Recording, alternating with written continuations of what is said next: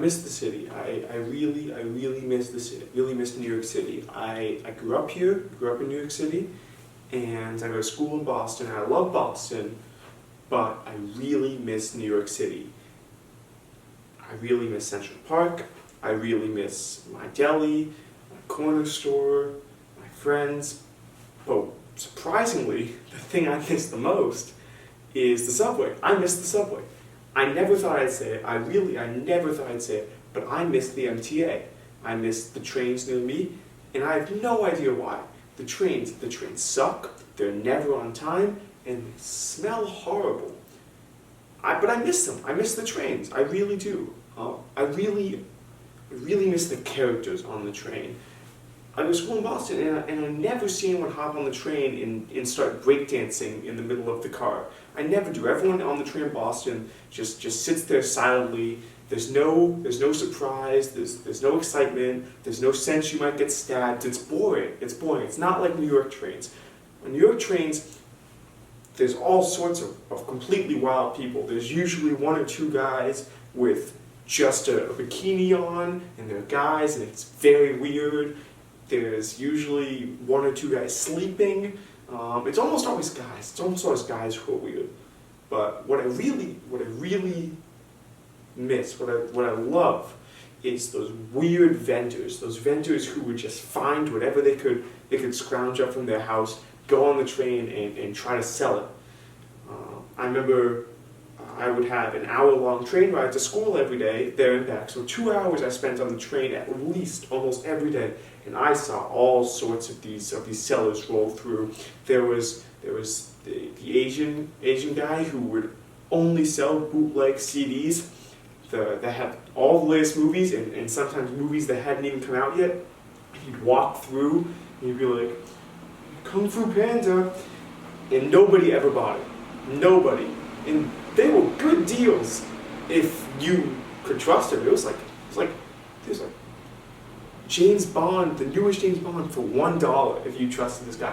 But I never, ever saw him make a sale. And I took the train for 8 years, for multiple hours a day, and I never saw him make a sale. And yet, 8 years later, I still see them walking through the train trying to sell CDs. I do not know how they make any money whatsoever. I don't think they're dealing drugs on the side.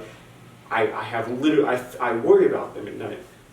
But what I really miss is those guys who walk onto the train. They're almost always high school basketball players raising money for the team. They walk on the train, go, Oreos, Welch's fruit snacks, Pringles, and that was it. Those were the only 3 foods they sold. And it was my train ride was very long. It was an hour-long train, and you get hungry over the course of an hour. It happens.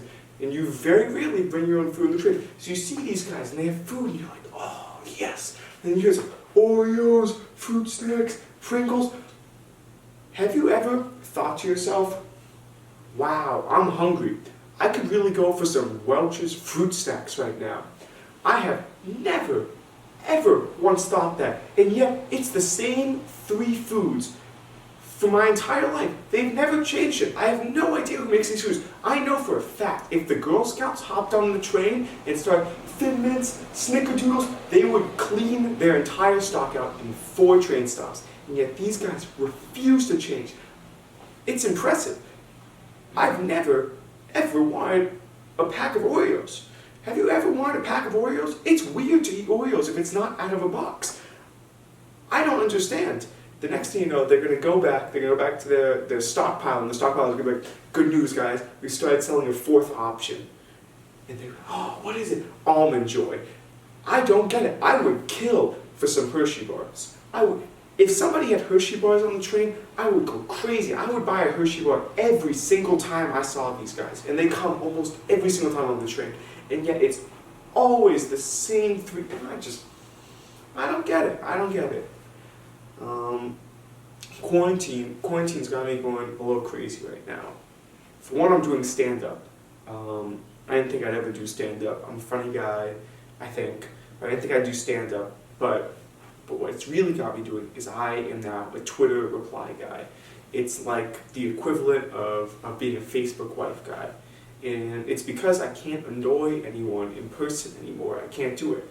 my entire personality is based on going up to people and annoying them, and then hoping I annoy them enough that they become my friend. It's foolproof. It's also my ideal way to get a girlfriend. And it has not worked. My ideal way to get a girlfriend is I annoy them so much that they just eventually give up and they're like, you know what? We can go on a date. I think it's because I read Calvin and Hobbes as a kid, and Calvin would just, he had this next door neighbor, Susie, she's a perfect next door girl, and he would just throw water balloons at her, snowballs at her, and she fell madly in love with him. And I thought, there is no flaw to this. And so, my entire game plan throughout my time of wanting a girlfriend has just been to find a girl I like and then annoy her. It's not worked. And I can't do it anymore because I can't see people. So I now go on Twitter every night and like a degenerate, I log on and I'm like, will you please be my Animal Crossing girlfriend? This is not a joke. This is not a joke. This is almost a cry for help. I do this every single night. It's not worked. Not worked once. But I don't know how to stop. Now I'm addicted to it. It's like gambling. I'm addicted to it. Why? Like maybe one time this girl will be like, yeah, I'll be your Animal Crossing girlfriend, Ben. Yeah, why didn't you just say so? I don't know.